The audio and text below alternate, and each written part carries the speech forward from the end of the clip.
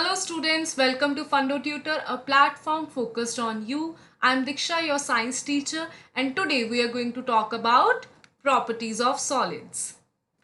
तो जैसे कि हमने अपने लास्ट सेशन में देखा था कि जो फर्स्ट लेयर है दैट इज ऑफ सॉलिड, जो सेकंड लेयर है वो हमने बताया था कि लिक्विड की है, जो थर्ड लेयर है जिसमें स्पेस बहुत ही ज़्यादा है, फोर्सेस बहुत ही कम है, वो किसकी थी? गैस की। तो हमने इन तीनों चीज़ों को तो क्लासिफाई कर दिया था, but now we will study in detail about solids. Properties of solid समझने के लिए हमें सबसे पहले उसके अरेंजमेंट को समझना पड़ेगा। अगर मैं फर्स्ट लेयर को रेपिटेशन में लगा दूं, मुझे इस तरीके का सॉलिड स्ट्रक्चर दिखना शुरू हो जाएगा। इसको अगर मैं फोर्सेस के कंपैरिजन में देखूं तो यहाँ पे फोर्सेस जो है वो बहुत ही ज़्यादा है। सॉलिड में जो फोर्सेस होते हैं वो मैक्सिमम होते हैं। इंटरमॉलिक्यूलर स्पेसेस की बात करें, आपको दिख ही रहा होगा यहाँ पे बिल्कुल भी स्पेस नहीं है कि कोई और चीज़ आके यहाँ पे एडजस्ट हो सके। तो इंटरमॉलिक्यूलर स्पेसेस जो होते हैं as compare to other two states of matter that is liquid and gas, solids में सबसे कम इंटरमॉलिक्यूलर स्पेस होती है। अगर हम बात करें kinetic energy, that is the energy of motion, motion करने की एनर्जी, क्या ये मूव कर पाएंगे? बिल्कुल मूव नहीं कर पाएंगे, ज़्यादा से ज़्यादा वाइब्रेट कर लेंगे, मूव नहीं कर पाएंगे। तो एनर्जी जो है इनकी मिनिमम होती है। ये जो सॉलिड की अरेंजमेंट होती है इसे हम क्लोजली पैक्ड स्ट्रक्चर बोलते हैं। जैसे बस में आप एक दूसरे के काफी क्लोज बैठे होते हो, ठीक है, पार्टिकल्स वैसे ही सॉलिड में काफी क्लोज होते हैं, जैसे आप इसका स्ट्रक्चर देख पा रहे हो। और ये वाइब्रेटिंग मोशन में होते हैं क्योंकि इसकी काइनेटिक एनर्जी जो है दैट इज मिनिमम। तो ये इधर उधर घूम नहीं सकते, बट एटलीस्ट अगर आप बस में बैठे हो, अपनी सीट पे बैठ कर आप अपना काम तो कर सकते हो। You are not a statue, ठीक है, आप अपना काम कर सकते हो सीट पे बैठकर। उसके लिए थोड़ा बहुत तो आपको हाथ पैर हिलाने पड़ेंगे, ऐसे ही नहीं आप बैठे रहोगे। उसी को हम क्या बोलते हैं? Vibratory motion. यहाँ पे जो मॉलिक्यूल्स होते हैं, ये जो पार्टिकल्स हैं, ये ऐसे ऐसे वाइब्रेशन मोड में रहते हैं, ऐसा नहीं कि बिल्कुल स्टेबल होके बैठ जाते हैं। Next is most orderly arrangement. Most orderly arrangement का मतलब कि एक ऑर्डर में होते हैं। आप जैसे बस में बैठे हो तो ऐसा बस में प्रॉपर सीट्स होती हैं, यहाँ पे 2 सीट्स हैं, यहाँ पे 3 सीट्स हैं, आपको यहाँ पे बैठना है। अब ऐसे कुछ ऐसा नहीं होता कि कोई नीचे बैठा है, कोई बीच में सेंटर में कहीं पे बैठा है, एक ऑर्डर में सारे बच्चे बैठे होते हैं, राइट। बस में जो सीट्स होती हैं वो भी एक ऑर्डर में होती है। वैसे ही सॉलिड्स में जो मॉलिक्यूल्स होते हैं, जो पार्टिकल्स होते हैं, वो एक ऑर्डरली अरेंजमेंट में बैठे होते हैं। तो इस अरेंजमेंट की वजह से कुछ प्रॉपर्टीज होती हैं सॉलिड की, जिसे हम वन बाय वन डिस्कस करते हैं। First property is fixed shape. Fix shape, जैसे ये पेन है, इसकी एक फिक्स्ड शेप है। ऐसा तो नहीं है ना कि यहाँ पे अगर मैं यहाँ पे फोर्स लगा रही हूँ, suppose your pen is like this, इस तरीके से आपका पेन है, ठीक है। अगर आप यहाँ से और यहाँ से फोर्स लगाते हो, ऐसा तो नहीं होता कि थोड़ा सा फोर्स लगाते ही इसकी शेप ऐसी हो जाती है, फिर से इसकी शेप क्या हो जाती है, फिर और टेढ़ी हो जाती है शेप, ठीक है। ऐसा तो कुछ नहीं होता, ठीक है। जो सॉलिड है उसकी जो शेप होती है वो प्रॉपरली फिक्स्ड होती है। अगर ये बॉटल है, इसकी जो शेप है वो प्रॉपरली फिक्स्ड है। ये जो फोन है, इसकी शेप जो है प्रॉपरली फिक्स्ड है। Like you can see this example, ये स्टोन है एंड दिस इज वुड। तो ये दो दोनों चीज़ें हैं। ऐसा नहीं है कि अगर आप कहीं गए हो, ठीक है, आपको कोई स्टोन पसंद आ गया, आप अपने कार में लेके उसके घर आ गए। जब आप घर आ रहे हो तो घर आते देखा, अरे इसकी तो स्टोन की जो शेप है वो ऐसे करके ऐसे हो गई। ऐसा तो नहीं होगा ना कि कोई भी और शेप अडेप्ट कर लेगा। अगर आपने उस स्टोन को किसी और चीज़ में कन्वर्ट करना है, लाइक ये जैसे ये जो सीट है ये स्टोन की बनी हुई है, ये इसी स्टोन से ये सीट बनी हुई है। अगर इसको इस सीट में कन्वर्ट करना है, मुझे बहुत ही ज़्यादा फोर्स लगानी पड़ेगी। जो इंटरमॉलिक्यूलर फोर्सेस होते हैं, ऐसा होता है ना सॉलिड, सॉलिड के अंदर पार्टिकल्स ऐसे बैठे होते हैं, तो मुझे क्या करना पड़ेगा? ये जो फोर्सेस हैं इनको ब्रेक करना पड़ेगा, फिर उनको ब्रेक करके उनको एक नई शेप देनी पड़ेगी। बहुत ज़्यादा हमें एफर्ट्स मारने पड़ते हैं, तब जाके इसकी जो शेप है वो चेंज हो पाती है। अगर मुझे इस वुड को चेंज करना है किसी वुडन ब्लॉक में, किसी वुडन टेबल में, तभी मेरे को बहुत ज़्यादा फोर्स लगानी पड़ेगी, वो तभी चेंज होगी। बट अगर हम बात कर रहे हैं शुगर की, तो हम जिस भी कंटेनर में उसे डालते हैं वो उसी की शेप गेन कर लेता है। How this is possible? अगर शुगर एक सॉलिड है, उसे तो ऐसा नहीं करना चाहिए। बट बट यहाँ पे हम बहुत सारे शुगर क्रिस्टल्स की बात कर रहे हैं।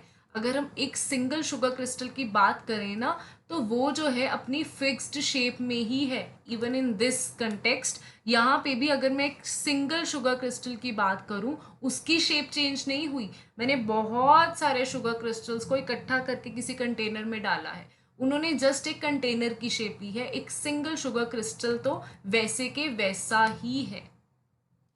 Now if I talk about rubber band, जो रबर बैंड है वो यूजुअल उसकी ये शेप है, बट अगर मैं उसको स्ट्रेच कर रही हूँ वो अपनी शेप को चेंज कर लेता है। तो how rubber band is a solid, इसको मैं सॉलिड की कैटेगरी में कैसे बोलती हूँ? एक्चुअल में जो रबर बैंड है वो एक इलास्टिक सॉलिड होता है। This is an elastic solid.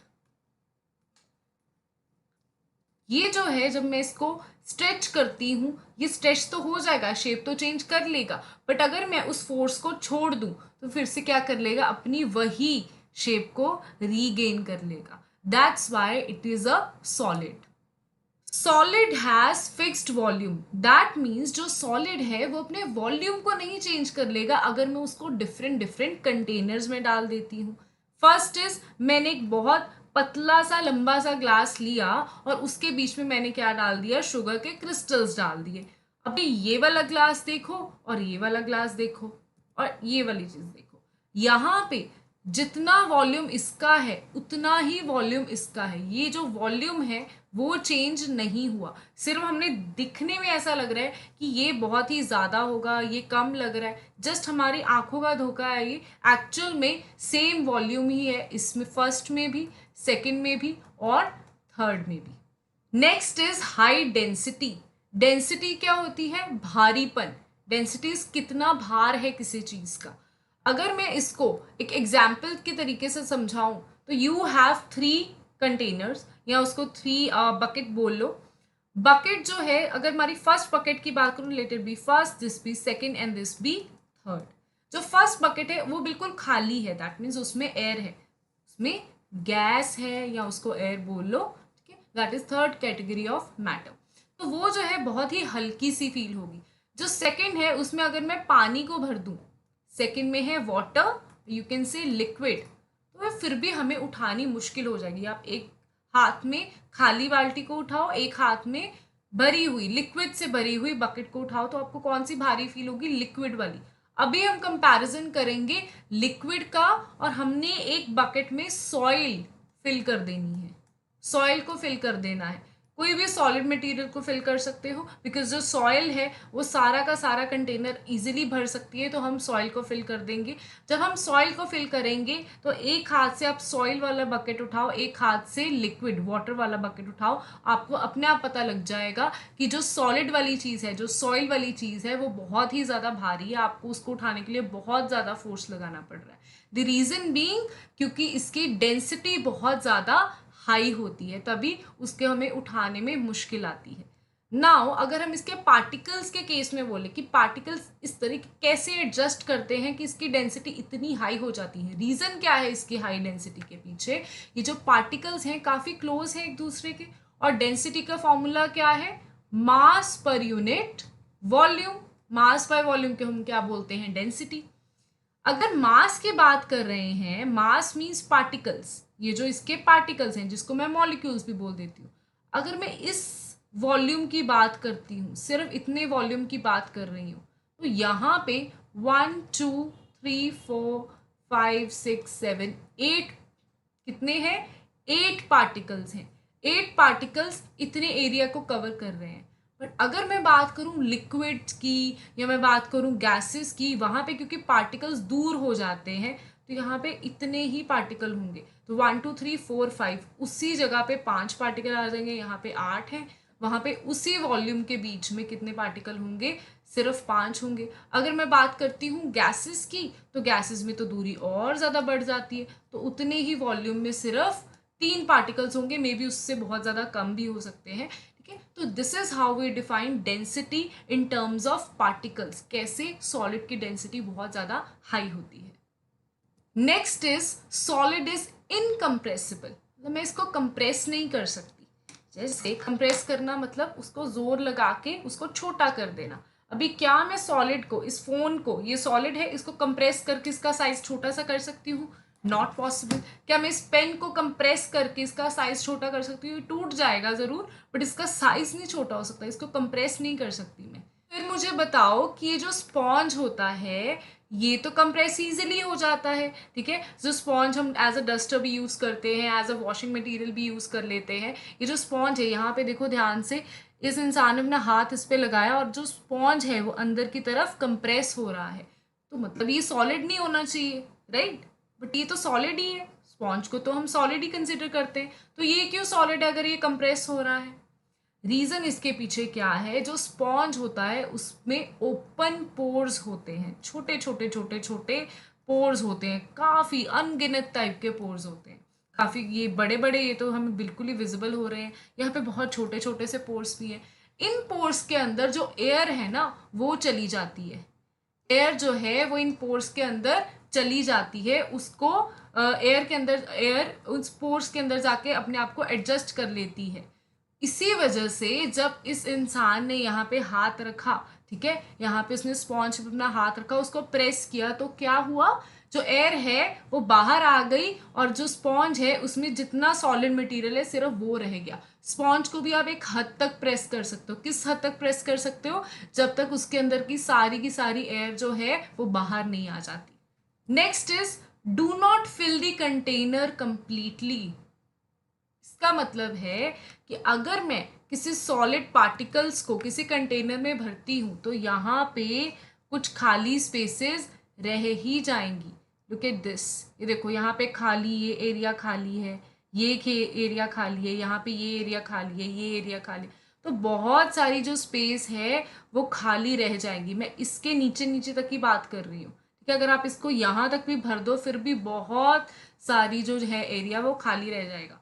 अगर आप बिस्किट्स को फिल करते हो, बिस्किट को फिल करना कंटेनर में, तो क्या पूरा का पूरा कंटेनर भर जाता है?